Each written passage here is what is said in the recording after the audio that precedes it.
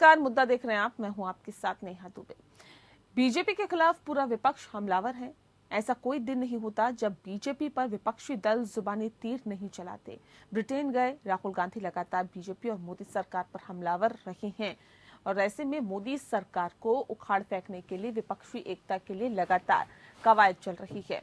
उत्तर से दक्षिण तक विपक्षी दलों के नेता आपस में मुलाकातें कर रहे हैं और विपक्षी एकता की बातें कर रहे हैं, लेकिन क्या सचमुच विपक्ष का एकजुट होना मुमकिन है?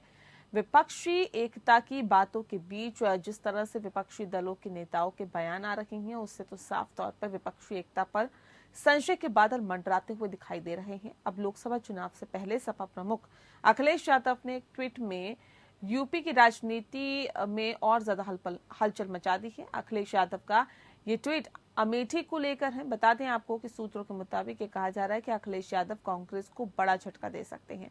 वर्षों से अमेठी में कांग्रेस को वॉकओवर दे रही समाजवादी पार्टी इस बार अपना प्रत्याशी उतारने की तैयारी में है। दरअसल अमेठी और रायबरेली सीट पर या तो राहुल गांधी ने चुनाव लड़ा है या फिर सोनिया गांधी ने। सपा ने हमेशा यहां पर कांग्रेस को वॉकओवर दिया है, लेकिन इस बार सपा कांग्रेस को वॉकओवर देने के मूड में नहीं दिखाई दे रही है। अमेठी को लेकर किए गए अखिलेश यादव के इस ट्वीट से इसका संकेत साफ तौर पर दिखने लगा है। अखिलेश यादव ने ट्वीट में लिखा है कि अमेठी में गरीब महिलाओं की दुर्दशा देखकर मन बहुत दुखी हुआ। यहाँ हमेशा वीआईपी जीते और हारे, फिर भी यहाँ ऐसा हाल है तो बाकी प्रदेश का क्या कहना। उन्होंने आगे लिखा कि अगली बार अमेठी बड़े लोगों को नहीं, बड़े दिल वाले लोगों को चुनेगा। सपा अमेठी की दरिद्रता को मिटाने का संकल्प उठाती है। सपा अध्यक्ष अखिलेश यादव के ट्वीट से साफ पता चल रहा है कि यूपी में कांग्रेस और समाजवादी पार्टी के बीच विपक्षी एकता के तार टूट रहे हैं। विपक्षी एकता के मुद्दे पर सपा कांग्रेस को समर्थन देने के मूड में नहीं है। उधर मिशन 2024 के लिए ताना बाना बुनने में जुटे अखिलेश यादव कोलकाता में इसके लिए रणनीति तय करेंगे। सपा की नवगठित कार्यकारिणी की बैठक भी कोलकाता में होने जा रही है। यहाँ पर राष्ट्रीय राजनीति में भाजपा के खिलाफ बन रहे मोर्चे में सपा अपनी भूमिका तय करेगी। अभी सपा ने प्रधानमंत्री पद के विपक्षी उम्मीदवार और दावेदारों के किसी भी नाम का समर्थन नहीं किया है। अखिलेश पश्चिम बंगाल की मुख्यमंत्री ममता बनर्जी, तेलंगाना के मुख्यमंत्री के चंद्रशेखर राव, बिहार के मुख्यमंत्री नीतीश कुमार और तमिलनाडु के मुख्यमंत्री एम.के. स्टालिन से विपक्षी एकता के मुद्दे पर चर्चा कर चुके हैं। सपा कांग्रेस को झटका दे रही है तो बिहार के मुख्यमंत्री नीतीश कुमार कांग्रेस को विपक्षी एकता की अगुवाई करने का न्योता दे रहे हैं। वहीं आपको बता दें कि कांग्रेस आम आदमी पार्टी मनीष सिसोदिया मामले में समर्थन नहीं दे रही है। इस मुद्दे पर लगातार कांग्रेस आम आदमी पार्टी पर हमलावर है। उधर पश्चिम बंगाल की मुख्यमंत्री ममता बनर्जी ने विपक्षी एकजुटता की कवायद को बड़ा झटका दिया है। ममता ने कहा है कि टीएमसी 2024 का लोकसभा चुनाव अकेले लड़ेगी। टीएमसी किसी पार्टी से गठबंधन नहीं करेगी, बल्कि उसका गठबंधन जनता के साथ होगा। जाहिर है 2024 लोकसभा चुनाव से पहले भले ही विपक्षी एकता की बात हो रही हो, लेकिन जमीनी हकीकत कुछ और ही नजर आ रही है। विपक्षी नेताओं की महत्वाकांक्षाएं आपस में टकरा रही है। ऐसे में बड़ा सवाल यही है कि क्या सचमुच विपक्ष एकजुट हो पाएगा?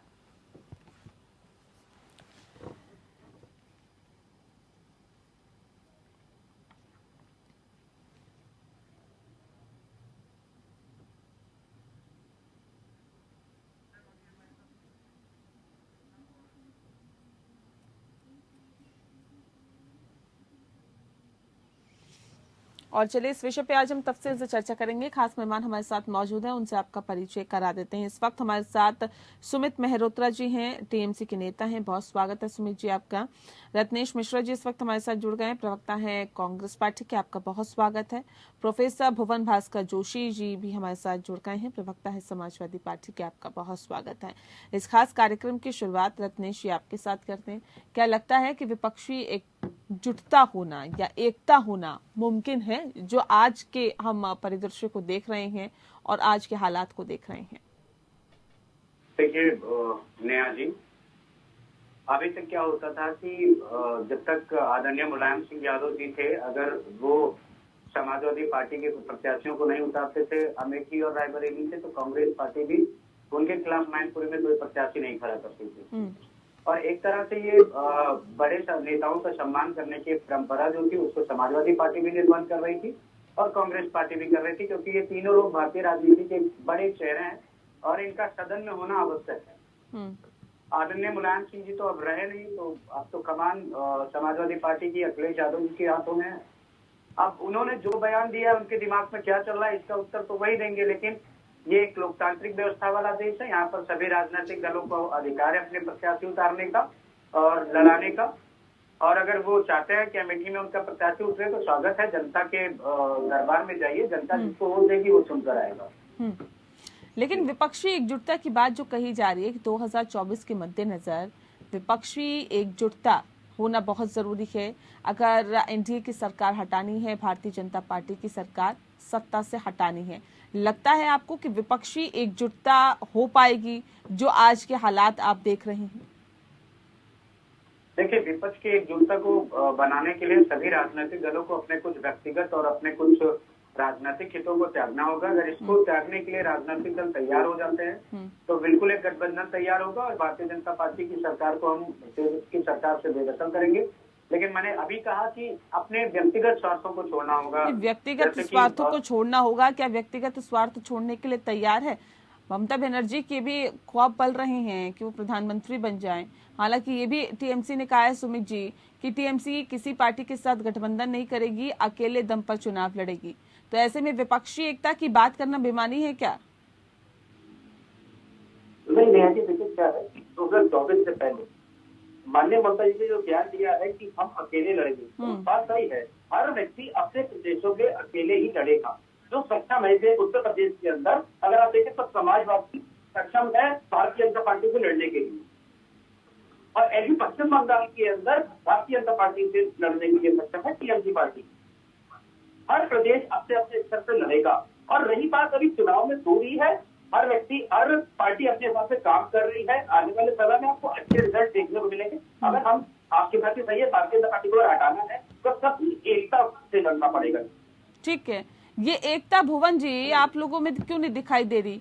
अभी जो हाल ही में ट्वीट आया अखिलेश यादव का, वो तो ये बताता है कि कांग्रेस को आप पसंद नहीं कर रहे, यानी कि कांग्रेस और आप लोगों के बीच जो रिलेशन है वो ठीक नहीं है।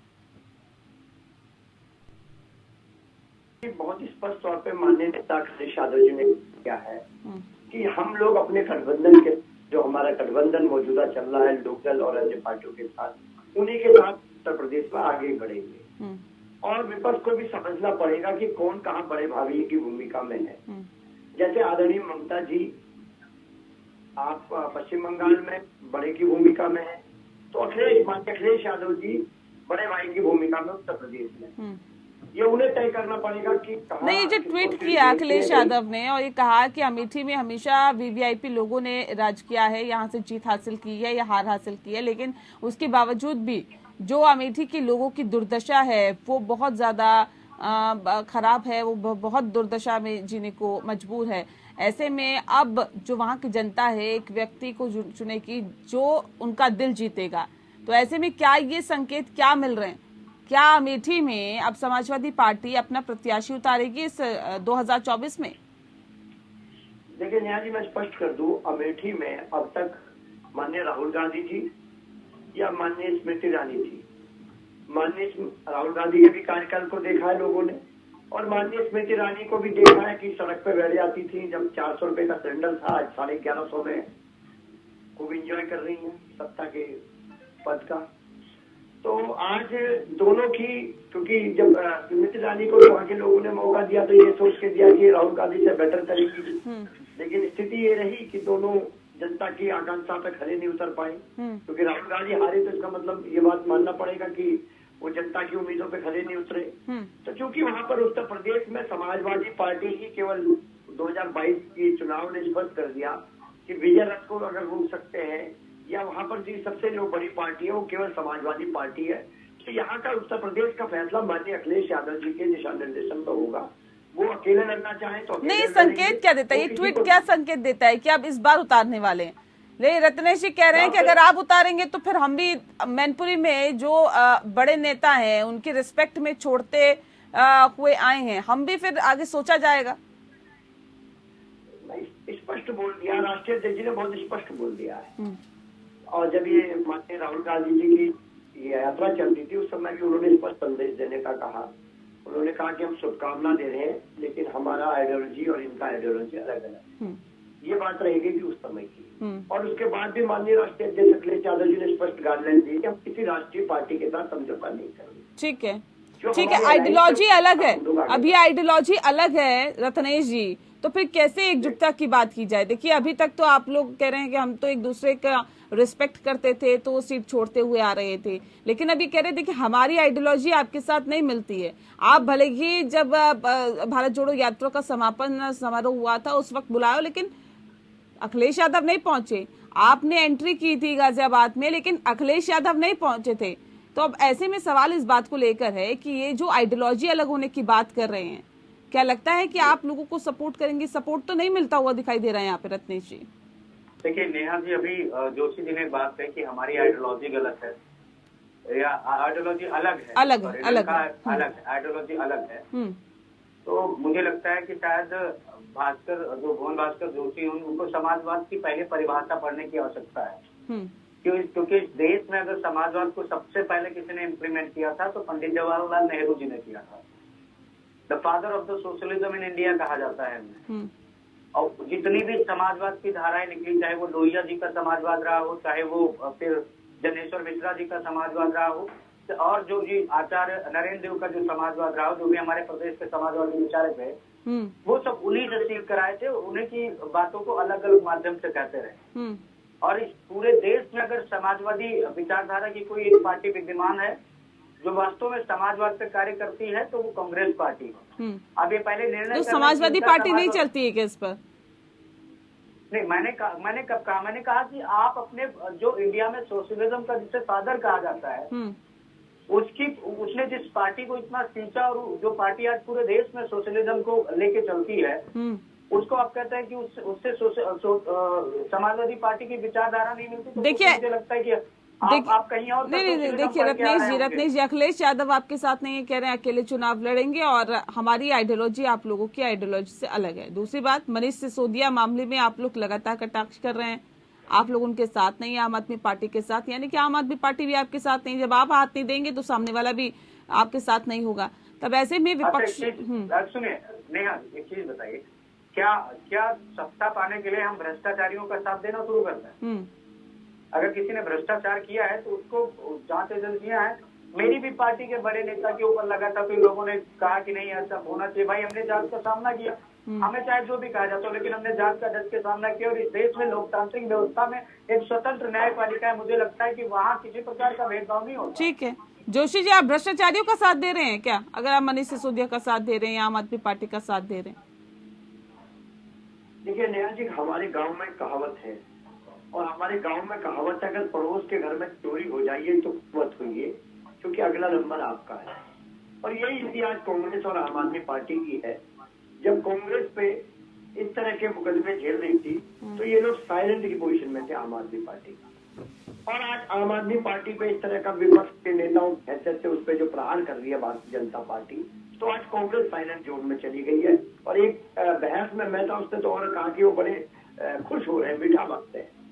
तो ये इन लोगों को तय करना है कि भाई एक का नंबर आया तो दूसरे का नंबर आया, और दूसरे का नंबर आया तो पहले का नंबर भी आएगा। तो ये इनका विषय है, इनको करना नहीं। कहा हमने तो कहा जो विपक्षी एकता के लिए प्रयास करेगा हम सबके साथ है। चाहे विपक्षी एकता के तो प्रयास सभी कर रहे हैं ना, ममता बनर्जी भी कर रही हैं, के चंद्रशेखर राव भी कर रही हैं, कांग्रेस पार्टी भी कर रही है, नीतीश कुमार भी कर रहे हैं।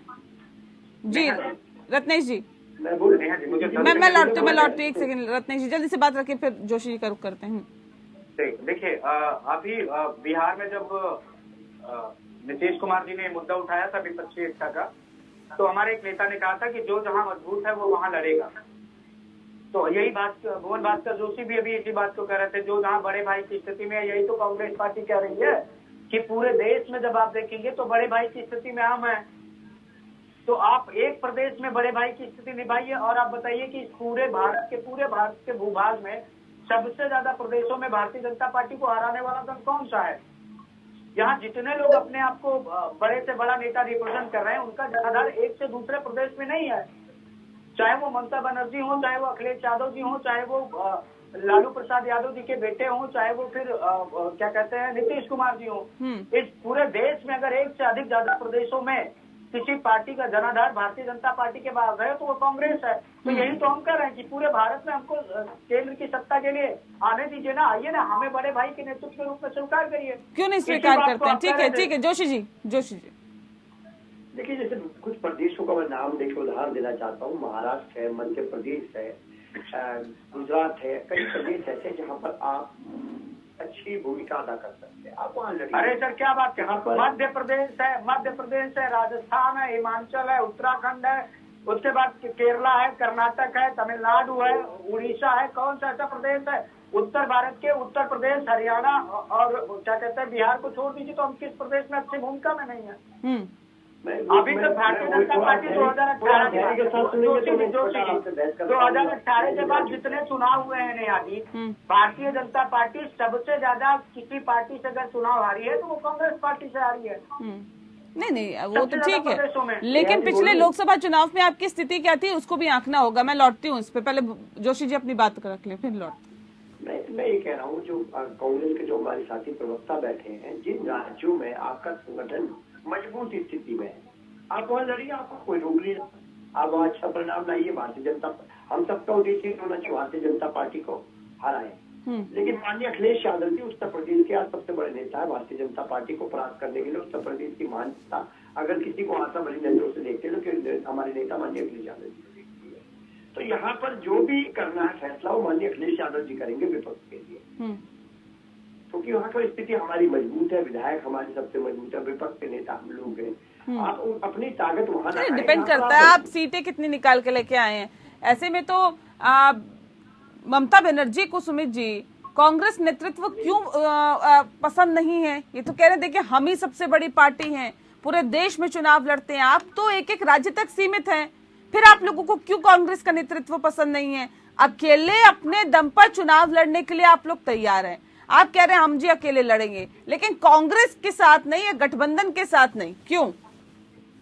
देखिए कोई समझाने वाली बात नहीं है। आपको ध्यान होगा जब मार्च अप्रैल में जब पश्चिम बंगाल के चुनाव रिजल्ट आए थे तो कांग्रेस के कई बड़े लीडर्स ने आपके मध्य प्रदेश के जो नेता है उन्होंने माननीय ममता दीदी को इन्वाइट करा था, मध्य प्रदेश में आइए, छत्तीसगढ़ में आइए, राजस्थान में आइए, उत्तर प्रदेश में आइए। क्यों कहा था? क्योंकि उन्हें मालूम है अगर भारतीय जनता पार्टी से कोई लड़ने में सक्षम है तो माननीय ममता दीदी है, ईमानदार नेत्री।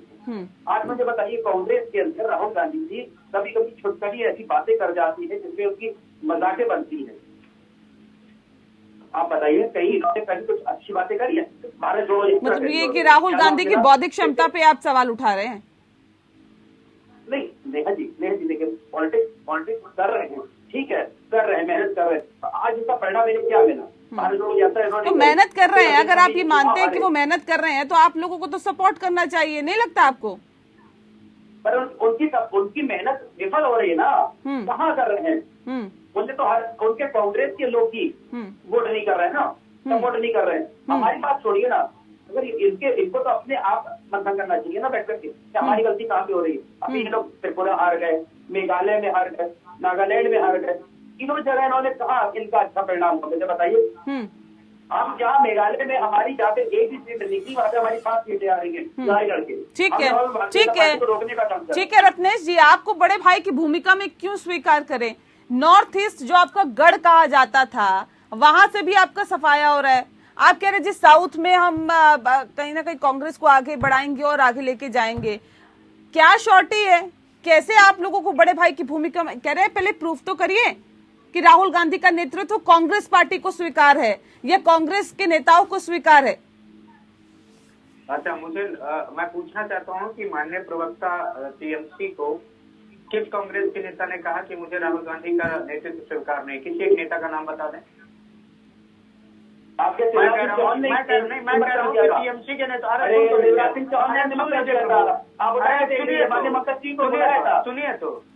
सुनिए तो मैं कह रहा हूँ कि टीएमसी के लोगों को ममता बनर्जी का नेतृत्व नहीं स्वीकार है। और मैं चुनौती देता हूँ आपके नेता, अरे सुनिए, आप सुन लीजिए, मैं चुनौती देता हूँ आपकी नेता को कि वो कांग्रेस पार्टी के नेता राहुल गांधी से नहीं, मुझसे आके फेस टू फेस बैठा के उनसे और देश के मुद्दों पर बहस करवा लीजिए। और या उनकी भी कर दीजिए कि अरे सुनिए, आप सुनिए, अरे सुन तो लीजिए, आपने बोला, मैं नहीं बोल रहा था। मैं ममता बनर्जी जी को मेरे सामने बैठा दीजिए, मैं एक साधारण सा कार्यकर्ता हूँ, और दोनों को बोल दीजिए कि किसी अन्य की मदद नहीं लेंगे और इस देश के विकास के रास्ते पर ले जाने के लिए एक रोड मैप बना लेके आए। मैं चुनौती देता हूँ, मुझसे अच्छा रोड मैप को नहीं बना पाएंगे। ये तीसरी बात सरकार बनाई है, तीसरी बार जो व्यक्ति क्या कांग्रेस पार्टी के अलावा किसी राजनीतिक पार्टी ने भाजपा के विरुद्ध इतना क्या कहते हैं किसी में दम है वहाँ पे भी अपने नेता संभाले। शुभेंदु अधिकारी किसके नेता थे? ठीक है शुभेंदु अधिकारी किसके नेता थे? इनके अपने नेता खुद से संभाले नहीं जाते। भाजपा जरा सा दबाती है, बदल जाते हैं जाके भाजपा। नहीं, ये तो आपके साथ भी इम्प्लीमेंट होता है ना। कांग्रेस पार्टी से नेताओं ने निकल के अपनी अपने पार्टी को स्थापित कर लिया। अब आप तो ये तो आपसे भी कहा जा सकता है कि कांग्रेस पार्टी से अपने नेताओं को नहीं संभाला जा रहा, लेकिन वही कह रहा हूँ नेहा जी, आज भी भारत का दूसरा सबसे बड़ा राजनीतिक दल है। नहीं, साबित करिए ना, कह रहे साबित करके दिखाइए। अगर आप ऐसा साबित करेंगे, इन्हें आपके लोकसभा चुनाव 2019 में कितनी सीटें आई थी? मेरी बात तो कंप्लीट हो जाने दीजिए। विपक्ष की भूमिका में बैठने लायक नहीं थे सर। सबसे ज्यादा लोकसभा सांसद लोकसभा में किस पार्टी के हैं? भाजपा के बाद कांग्रेस। इस पूरे देश में सबसे ज्यादा विधानसभा सदस्य किसके हैं? भाजपा के बाद कांग्रेस। सबसे ज्यादा राज्यसभा सदस्य किसके हैं? भाजपा के बाद कांग्रेस। अरे भैया कहाँ है आप? आप पूरे भारत को इकट्ठा करके देखिए ना। लेकिन उतनी सीटें हैं कितने हैं विपक्ष में बैठने लायक, जो एक सम्मान के साथ बैठते हैं, उतनी सीटें हैं क्या आपकी? नेता प्रतिपक्ष के लायक सीटें हैं? समझ लीजिए ना सर, स्थिति समझिए ना। आज अगर ये हालात है, अगर आज ये हालात है कि विपक्षी पार्टियां इस तरह से बोल रही है, ये छोटे क्षेत्रीय दल इस तरह से बोल रहे हैं कि हमें कांग्रेस का नेतृत्व पसंद नहीं है, हमारी आइडियोलॉजी अलग है, तो आप समझ लीजिए कि आपकी क्या स्थिति है। मैं लौट एक सेकंड रुक जाइए जोशी जी, जल्दी से रखिए 10 सेकंड में। देखिए नेहा जी, यही कांग्रेस की दिक्कत है। देश काल समय परिस्थिति बहुत चीजें बदलाव ले आती है। आज की जो परिस्थिति है वो कांग्रेस समझने में, आपने एक बहुत बड़ा उदाहरण यहाँ पर देने का काम करा। आपने कहा कि विपक्ष का, अगर आप सबसे बड़ी पार्टी है पूरे देश की, बीजेपी का पार्टी है, एक सम्मानजनक आप बदलाते 100 सीटें, आप उतनी तो ले आते कि विपक्ष के नेता का जो गरिमामय पद है वो आपको बिना भारतीय जनता पार्टी की सहायता के मिल जाता। लेकिन आप उतना भी नहीं लेकर पाए, इसका मतलब देश ने आपको अस्वीकार कर दिया है। आज आपका काम है, आज आपका कर्तव्य बनता है कि जो जहां मजबूत है उसे बड़ा भाई मानकर, और जहां पर आप मजबूत है वहां पर आपको सब क्षेत्रीय पार्टी सहयोग करेंगी, तब तो आप कर सकते हैं। लेकिन अगर आप उसी हवा में रहेंगे जब आपकी सत्ता थी, तो महाराज आप गलती पे हैं। सत्ता आज आपकी नहीं है और विपक्ष का जो हवा का रुख बदल चुका है। बिल्कुल इसको भापना होगा, इसको समझना होगा। बहुत शुक्रिया आप सभी मेहमानों का हमारे साथ इस खास चर्चा में शामिल होने के लिए। मुद्दा में फिलहाल इतना ही। नमस्कार।